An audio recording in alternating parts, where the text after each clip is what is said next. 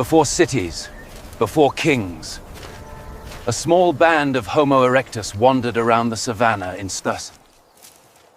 Will they find a place of their own? A place of settlement?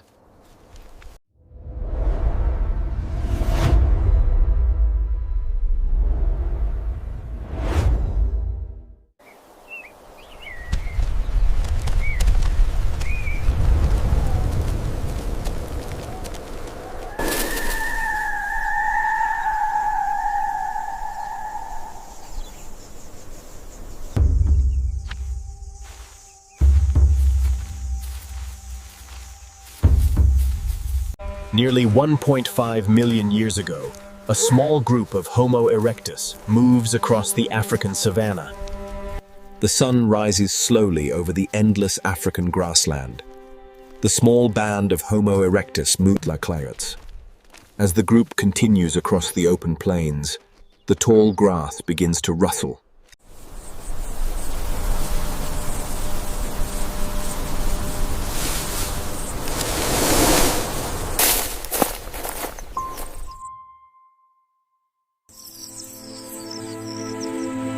The dry season stretches on. Waterholes shrink. Prey migrates. The sun rises strong and unforgiving over the savannah. Later that day, the strongest hunters track a small antelope herd across the dry grassland. In the distance, a river valley. Trees, fish, fresh water. The group stands at the edge of the valley, watching the river shimmer in the sunlight. As the sun climbs higher, the group spreads out across the valley. For the first time, they do not move on. Their strongest signals to remain. The idea of staying is born. As the sun begins to fall, the group gathers near the riverbank. No words are spoken, but night approaches, but the group does not gather their things to leave. Instead, they begin clearing the ground.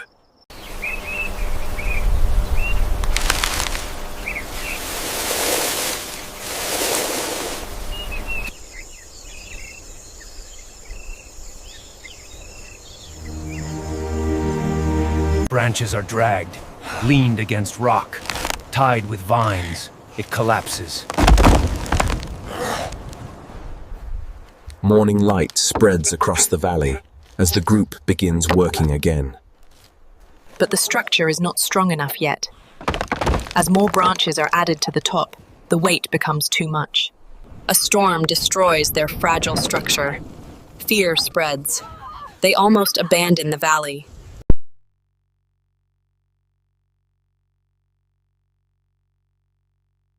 They plant support branches deeper, use stoat anchors, layer grass and mud for insulation.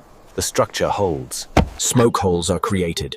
Fire burns safely inside. For the first time, they sleep behind walls.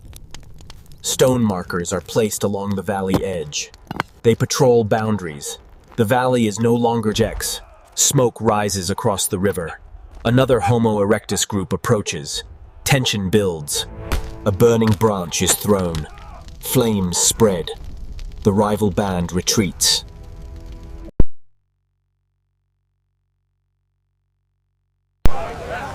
More shelters rise. A central fire pit is built. Food storage areas appear. The river shrinks. Animals disappear. The rival band returns, desperate. Instead, water is offered. Tension shifts. The valley is divided peacefully. Fire and food are shared.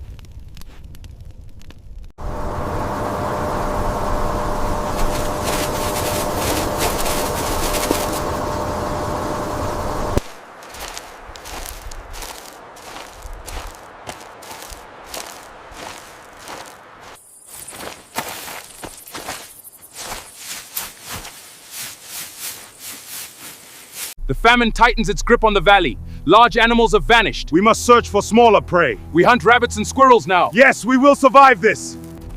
The morning sun rises over the silent valley.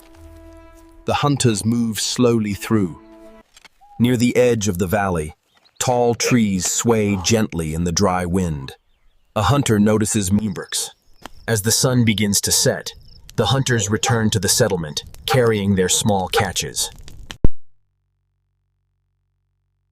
Shelters are repaired instead of abandoned. This is no longer temporary survival. Morning light spreads across the valley as smoke slowly rises from several small fires.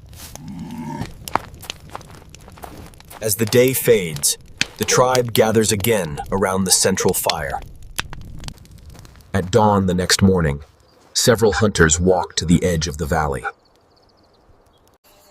Before civilization, there was courage.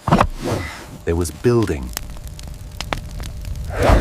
Signals are created for danger. Hunting becomes coordinated.